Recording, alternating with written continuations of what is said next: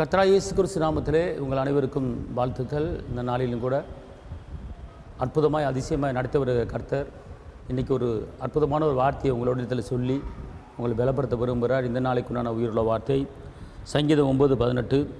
எளியவன் என்றைக்கும் மறக்கப்படுவதில்லை, சிறுமைப்பட்டவருடைய நம்பிக்கை ஒருபோதும் கெட்டு போவதில்லை.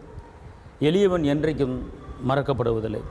கஷ்டப்படுகிறவன், துக்கப்படுகிறவன், நெருக்கப்படுகிறவன், வேதனைப்படுகிறவன் என்றைக்கும் மறக்கப்படுவது கிடையாது. நீங்கள் எளிமையாக இருக்கிறீங்களா, நீங்கள் துக்கத்தோடு இருக்கீங்களா, நீங்கள் கஷ்டத்தோடு இருக்கீங்களா, என்னை எல்லோரும் மறந்து ஒதுக்கிட்டாங்கன்னு நினைக்கிறீங்களா? இல்லை, கர்த்தர் சொல்கிறாரு, எளியவன் என்றைக்கும் மறக்கப்படுவது கிடையாது. யார் மறந்தாலும் இயேசு உங்களை மறக்க மாட்டார். ஒருவேளை நான் தள்ளப்பட்ட நிலைமையில், ஒதுக்கப்பட்ட நிலைமையில், எல்லாராலும் மறக்கப்பட்ட நிலைமையில் நான் இருக்கிறேன்னு நீங்கள் நினைத்தால் கர்த்தர் உங்களை பார்த்து சொல்கிறார், எளியவன் என்றைக்கு மறைக்கப்படுவதில்லை, மறக்கப்படுவது கிடையாது. உங்களை உள்ளங்களை பொறுத்து வைத்திருக்கிற நீ என்னால் மறக்கப்படுவதில்லை என்று கர்த்தருடைய ஆவியானவர் சொல்கிறார். உங்கள் துக்க நாட்களில் முடிந்தது இனிமேல் தீங்கிய காண மாட்டேங்கின்றவர் சொல்கிறார். உன் பேரை பெருமைப்படுத்தும் என்றவர் சொல்கிறார். கர்த்தர் தான் சொல்கிறார், எளியவன் என்றைக்கும் மறக்கப்படுவது கிடையாது. அதனால் இந்த உலகத்தில் யார் உங்களை மறந்தாலும் ஏசப்பா உங்களை மறக்க மாட்டாருங்க. தைரியமாக இருங்க.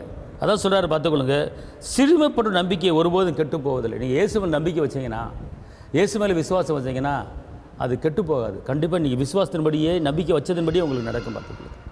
என் பிரச்சனை மாறும், இயேசு காப்பாற்றுவார், நம்பிக்கை வைங்க. என் கடன் பிரச்சனை மாறும், என் கடனை மாற்றுவார், இயேசு நம்பிக்கை வைங்க. என் பிள்ளைக்கு திருமண காரியம் நடக்கும், இயேசு மேலே நம்பிக்கை வைங்க. என் பிள்ளை வாழ்ந்திருக்கு, என் பிள்ளை உயர்ந்திருக்கு, என் பிள்ளைக்கு நல்ல வேலை கிடைக்கும், என் பிள்ளை நல்லா படிக்கும் அப்படிங்கிற இயேசு மேலே நம்பிக்கை வைங்க. அந்த நம்பிக்கை உங்களை வெட்கப்படுத்தாது. அந்த நம்பிக்கையின்படியே கர்த்தர் உங்களுக்கு கண்டிப்பான முறையில் செய்வார். அதனால் ஒதுக்கப்பட்ட நிலைமை இருக்குன்னு சொல்லி நீங்கள் கவலைப்படாதீங்க. கர்த்தர் உங்களை நடத்துவார்.